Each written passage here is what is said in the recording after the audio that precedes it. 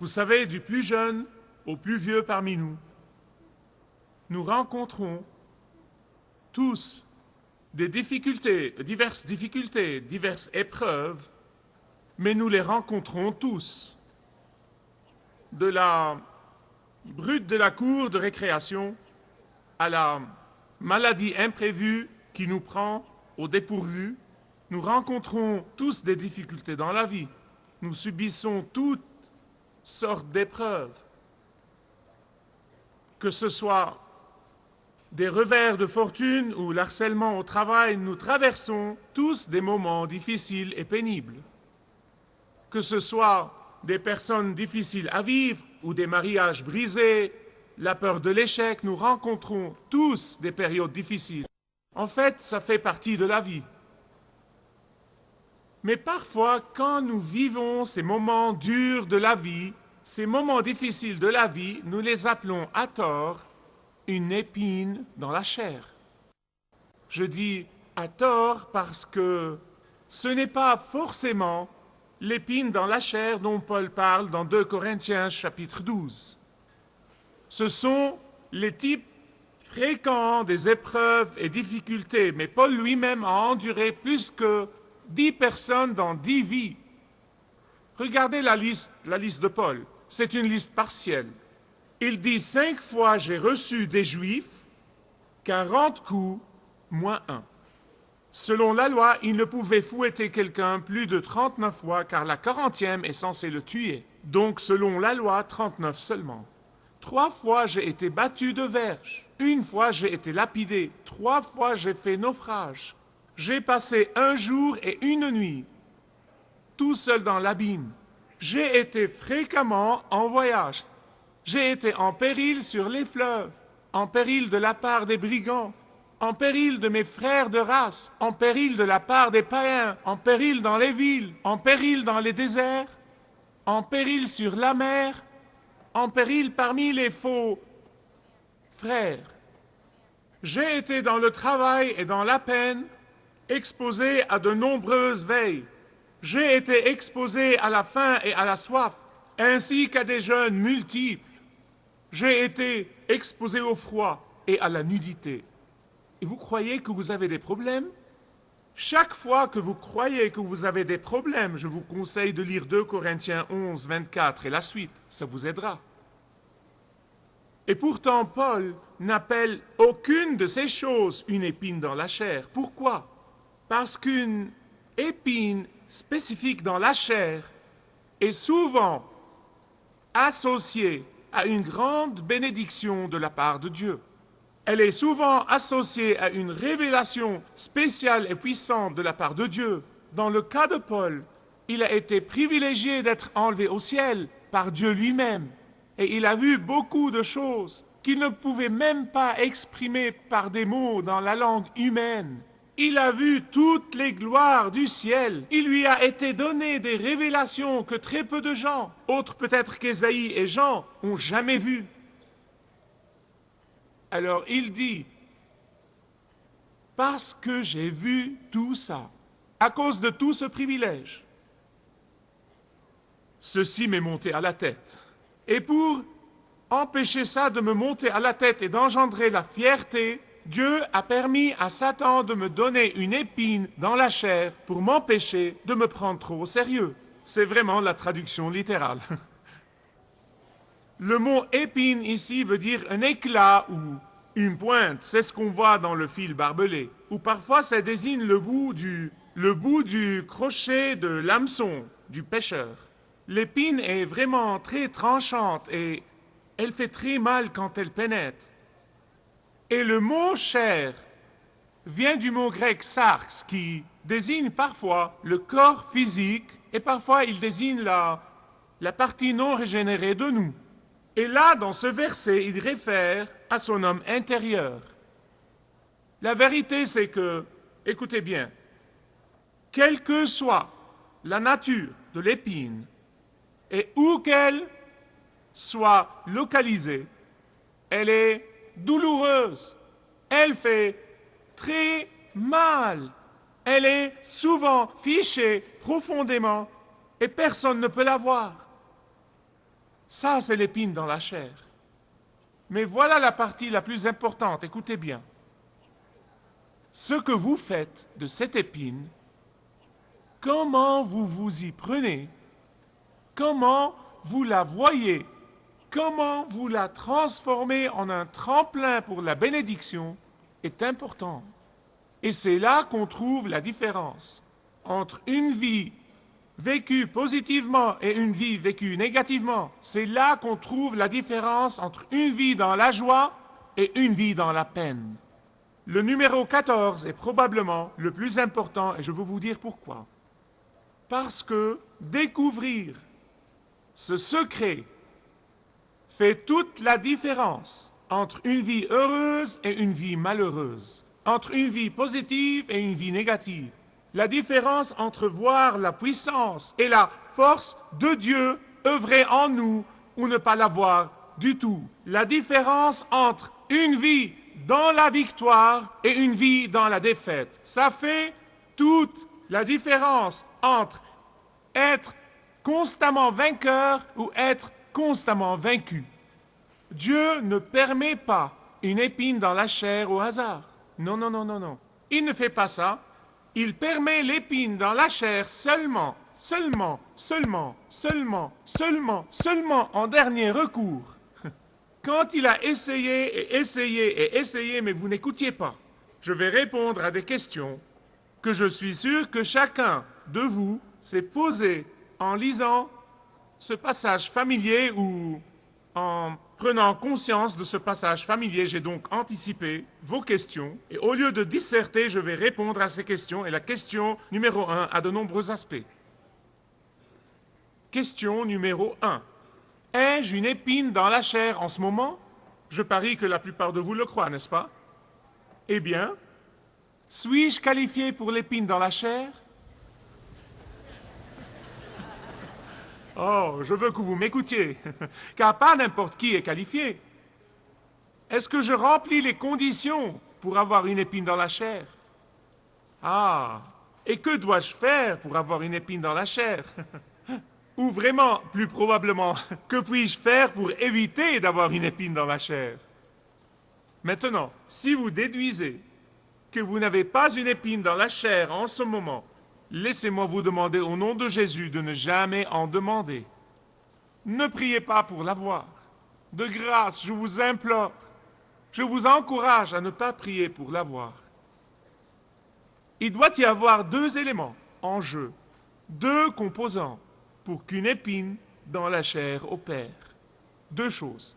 Et les deux viennent du texte. Je n'invente rien et je n'essaye pas d'être malin, je ne regarde que le texte, que la parole de Dieu, et je vous l'explique. Paul nous donne deux éléments ou deux composants qui nous qualifient pour l'épine dans la chair. L'élément numéro 1 est que vous devez être extraordinairement béni de Dieu. Dieu doit avoir été extraordinairement bon envers vous. Et vous êtes le seul à pouvoir en juger. Dieu doit vous bénir, doit vous avoir abondamment béni, spirituellement, matériellement ou quoi que ce soit. Dieu doit vous avoir submergé de sa grâce. Le composant numéro 2 ou l'élément numéro 2 est que vous ayez permis à ces bénédictions, que vous ayez permis à ces dons, que vous ayez permis à ces choses extraordinaires que le Seigneur vous a généreusement prodiguées, de vous monter à la tête et vous vous attribuez le mérite et vous devenez orgueilleux. Mais c'est précisément ce que Paul dit ici, dans 2 Corinthiens 12. Il dit, « Il m'a été donné cette révélation incroyable qu'aucun être humain ne peut interpréter, aucun être humain, et encore moins me comprendre. J'ai été enlevé au ciel et j'ai vu ces choses spectaculaires.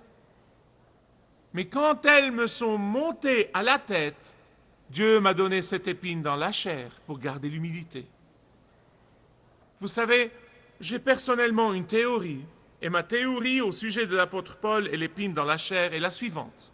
Au moment où l'apôtre Paul écrivait, il était célibataire. Il n'avait pas d'épouse. Il n'était pas marié. Il a dû être marié auparavant car En tant que membre du Sanhédrin, il devait être marié, donc soit sa femme était déjà morte, soit sa femme l'avait quitté après sa conversion. Donc il était célibataire à cette époque de sa vie. Et un grand nombre de bénédictions, une des nombreuses bénédictions qu'ont les épouses pieuses, l'avez-vous deviné? Envers leur mari, c'est qu'elles sont utilisées de Dieu comme un étau autour de nos têtes. Ce n'est pas vraiment une bonne image. J'ai essayé de trouver un étau, mais je n'ai pas pu. Car voyez, l'étau doit être rond pour maintenir la tête. Celui-ci est en forme d'agrafe. Ce n'est pas bon, mais c'est tout ce que j'ai pu trouver. C'est l'un des dons des épouses dont profitent les époux. Eh bien, dès que la tête de l'époux tend à gonfler, elles exercent leur don. On ne peut même pas définir ce don, mais il est là, c'est un don. Croyez-moi, c'est un don. Et la tête retrouve sa forme tout de suite. Vous savez, j'ai appris qu'un jeune pasteur qui venait de sortir du séminaire après 3 ans... 3 ans. C'est presque pareil. 3 ans de séminaire et il est allé prêcher dans une petite ville, une petite église. Et après avoir prêché pour 3 ans, il s'approche de sa femme un matin et lui dit « Chérie, laisse-moi te poser une question. Combien de bons prédicateurs y a-t-il dans cette ville ?» Elle dit immédiatement « Je ne sais pas vraiment, mais je peux t'assurer qu'il y en a un de moins que tu le crois. » C'était réglé. C'était réglé sans tarder. En fait, je vais vous raconter cette histoire vécue. C'est vraiment une histoire vécue. Elle a eu lieu à Arkansas il y a quelques années. 2 politiciens à Arkansas, candidats aux élections, tenaient un débat public. C'est une histoire vécue. Ils tenaient un débat public avant les élections. Et un des politiciens dit à l'autre, « Qu'est-ce que tu as à dire de cet intérêt puissant qui te contrôle alors ?» Sur ce, l'autre candidat lui crie au visage et il dit « Veux-tu bien ne pas mêler ma femme à ça ?» Et donc, pour avoir droit à une épine dans la chair, vous devez avoir des bénédictions extraordinaires de Dieu et une tendance à en être fier, à être fier de ces bénédictions de Dieu. Deuxième question. Quelle était l'épine dans la chair de Paul ? Maintenant, j'ai des nouvelles pour vous. Non, mais ça fait 2000 ans que le monde essaye de deviner. J'en ai trouvé 50, puis j'ai renoncé. Ça fait 2000 ans que le monde fait des suppositions et essaye de deviner. Beaucoup ont dit « Oh, ça doit être une maladie physique quelconque ». Certains ont dit « Oh, ça doit être la migraine ». D'autres ont dit « Oh, ophtalmie, paludisme, épilepsie, calcul biliaire, goutte, rhumatisme ». Maladie intestinale. D'autres ont dit « Oh, ça doit être un défaut d'élocution, car Paul lui-même a dit « Je ne suis pas éloquent ». Mais la vérité est qu'il n'y a rien dans le texte qui indique que cette épine dans la chair était vraiment physique. Il n'y a rien du tout pour nous mener dans cette direction. Je vous ai déjà dit plus tôt dans ce message que cet homme a enduré plus de douleurs, de persécutions, d'harcèlement que 10 êtres humains auraient toléré dans l'espace de 10 vies. Mais il n'a jamais donné d'importance à sa douleur physique. Il ne s'en est jamais vraiment plaint. J'ai personnellement une autre théorie. Je ne vous donne pas de ces théories très souvent, mais aujourd'hui je vais faire des folies. D'accord ? Nous avons vu tout au long de cette série de messages, les secrets de la puissance de la vie positive, que la plus grande douleur de Paul, que la plus grande peine de Paul, venait en réalité du fait que son ami et frère à Corinthe s'est retourné contre lui. C'était sa plus grande douleur, et nous l'avons vu dans chaque message. Et ça l'affectait profondément, ça le peinait énormément. Ça lui portait un coup terrible de les voir écouter les faux professeurs, écouter les faux croyants et se retourner contre leur ami Paul qui les a amenés au Seigneur. Cette douleur marquait l'épître en entier, comme nous l'avons vu. Et évidemment, Paul avait du mal à oublier tout ça. Écoutez-moi, certains le savent de première main. Quand un ami ou un membre de la famille se retourne contre vous sans raison, ou pour une fausse raison, c'est extrêmement pénible. C'est pénible. Personne ne peut vous dire autrement. Maintenant, écoutez-moi. Ne pas oublier cette douleur pénible et ne pas la mettre sous le sang du Seigneur Jésus-Christ peut nous faire mal bien plus que toute douleur physique que nous pouvons ressentir. La chose la plus importante au sujet de l'épine dans la chair de Paul est la suivante. Le Saint-Esprit, délibérément, n'a pas mené l'apôtre Paul à nous dire ce qu'elle était. C'était délibéré de la part du Saint-Esprit qui a rédigé la Bible pour que chacun de nous, jeunes ou vieux, quelles que soient nos circonstances, quelles que soient nos races ou nos origines, que chacun de nous qui souffre de n'importe quelle épine dans la chair puisse s'identifier avec l'apôtre Paul. Si vous avez n'importe quelle douleur physique ou affective, ou même relationnelle, problème personnel, problème financier, eh bien, quoi qu'il en soit, vous pouvez observer et voir comment l'apôtre Paul voyait son épine, comment il a vaincu son épine, et vous verrez que le problème n'est pas la douleur, mais comment s'y prendre avec la douleur. Le problème n'est pas sa douleur, mais comment s'y prendre avec cette douleur. Le problème n'est pas les épreuves de la vie, mais comment s'y prendre avec les épreuves de la vie. Ce qui m'amène à la troisième question. Comment Paul s'est-il pris avec sa douleur? En était-il tout excité? Vous savez, parfois on entend des gens vraiment dire n'importe quoi. Ça me rend mal à l'aise. Quand un frère traverse une période difficile, on lui dit « Oh, réjouis-toi frère, Dieu te réserve une chose géniale, minute !» J'appelle ça de la folie. Paul n'est pas allé dire partout « Oh, le Seigneur soit loué, j'ai une épine dans la chair, c'est génial !» Non, non, non, non, non. Il n'a pas fait ça. Savez-vous ce qu'il a dit? Il a dit « Je ne veux rien à faire avec elle !» Il a dit, j'ai crié au Seigneur, j'ai imploré le Seigneur 3 fois. Dieu, je te prie de la retirer, je te prie de la retirer de moi. Il a supplié le Seigneur, il voulait qu'elle soit retirée. Il ne voulait rien à faire avec elle, il la voulait hors de lui. C'est ce qu'il a fait. Il n'a pas dit avec désinvolture, le Seigneur soit loué, j'ai une épine dans la chair. Non, non. Non. Question numéro 4. Puisqu'il ne s'y est pas pris de cette façon, comment a-t-il pu voir cette cicatrice dans sa vie comme une belle étoile? Comment est-il passé de « Délivre-moi d'elle, Seigneur !» qui est le cri de la plupart d'entre nous quand nous avons des ennuis, à dire « Seigneur, je vais me vanter de ma faiblesse, je vais me vanter de ma faiblesse, je vais me vanter de mon échec, je vais me vanter de ma souffrance. » Comment est-il passé d'ici jusque-là? Comment a-t-il vu que ces pierres étaient un tremplin pour la bénédiction? Comment a-t-il transformé le venin du serpent en une bénédiction? Ah, voyez, le Seigneur a finalement secouru Paul. Il lui a parlé. Et le Seigneur a révélé une chose à Paul qui est d'une importance capitale pour chacun de nous, là où que nous soyons dans la vie d'aujourd'hui. Dieu a dit, Paul, ma grâce est plus que suffisante, c'est la traduction littérale. Il a dit, en fait, Paul, tu sais quoi? Ma puissance opère le mieux dans ta faiblesse et non pas dans ta force. Il a dit, Paul, ma puissance s'accomplit dans ta faiblesse. La plupart des gens commettent une erreur, ils commettent cette erreur-là.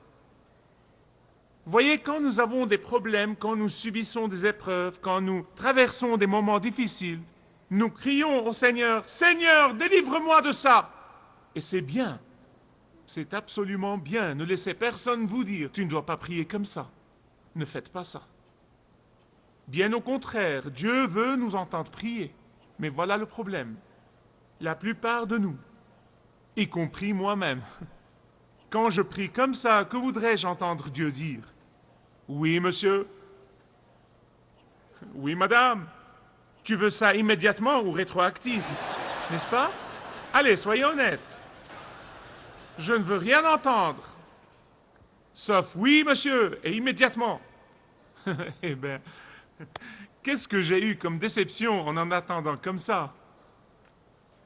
Vous voyez, Paul a entendu le Seigneur dire, Paul, regarde à ma grâce et la puissance de ma grâce. Regarde à ma puissance qui sera sans arrêt répandue sur toi et ta faiblesse se transformera en force. Regarde surtout à ça. Et Paul a immédiatement conclu, dès que le Seigneur l'a secouru, il a immédiatement conclu, il a dit, le Seigneur veut que je me vante de ma faiblesse, il veut que je me vante de toutes mes insécurités, il veut vraiment que je me vante de mes échecs, pas de mes succès. Donc il dit, je vais me vanter de ma faiblesse pour recevoir d'une façon continuelle la puissance de Dieu en moi, car il ne s'agit pas de moi, mais il s'agit de lui. En d'autres termes, voilà ce que l'apôtre Paul est en train de dire. Il dit, je ne vais pas m'attarder sur mes cicatrices. Il dit, je ne vais pas donner une soirée de pitié pour mes cicatrices. Il dit, je ne vais pas aller dire partout malheur à moi. Il dit, je ne vais pas laisser ma vie à la merci de mes cicatrices. Il dit, je ne vais pas m'apitoyer sur mon sort à cause de mes cicatrices. Il dit, bien au contraire, au lieu de ça, je vais les voir comme Dieu les voit. Je vais les voir comme une bénédiction et non pas une explosion. Je vais les voir comme des cadeaux et non pas des fléaux. Je vais les voir comme une capacité et non pas comme un handicap. Il dit, je vais prendre la puissance de Dieu pour vaincre. Je vais me vanter de la puissance de Dieu dans ma vie. Il dit, je vais de ce pas mettre ma confiance dans sa sécurité et non pas mes insécurités. Il dit, je vais voir ces cicatrices pour ce qu'elles sont. Une entrée à la puissance surnaturelle de Dieu qui est à l'œuvre dans ma vie. Permettez que cette déception devienne la révélation de la puissance de Dieu en vous. Votre épine est-elle un sentiment de frustration dans la vie? Que ce soit une occasion pour que Dieu réalise ses promesses et sa puissance dans votre vie. Votre épine est-elle une angoisse mentale de quelque sorte? Qu'elle devienne la manifestation de la puissance curative de Dieu dans votre vie. Votre épine est-elle un échec professionnel dans votre vie? Que ce soit l'occasion à Dieu de vous donner son succès, pas le vôtre. Votre épine est-elle une souffrance physique de n'importe quel genre? Que ce soit l'occasion pour que la puissance de Dieu afflue à travers vous et que vous connaissiez cette puissance comme jamais auparavant. Quel que soit votre cicatrice, laissez Dieu vous montrer comment elle peut devenir une étoile dans votre vie. Demandez à Dieu de vous montrer la destinée qu'il a pour vous. Demandez à Dieu de révéler sa puissance en vous. Demandez à Dieu d'accomplir ses promesses pour vous. Demandez à Dieu de révéler sa puissance et sa gloire en dépit de votre épine. Si vous désirez connaître Dieu d'une manière personnelle, demandez le livret « Retrouvez la joie que vous avez toujours désirée » et vous pourrez découvrir l'amour de Dieu pour vous et apprendre comment expérimenter son pardon.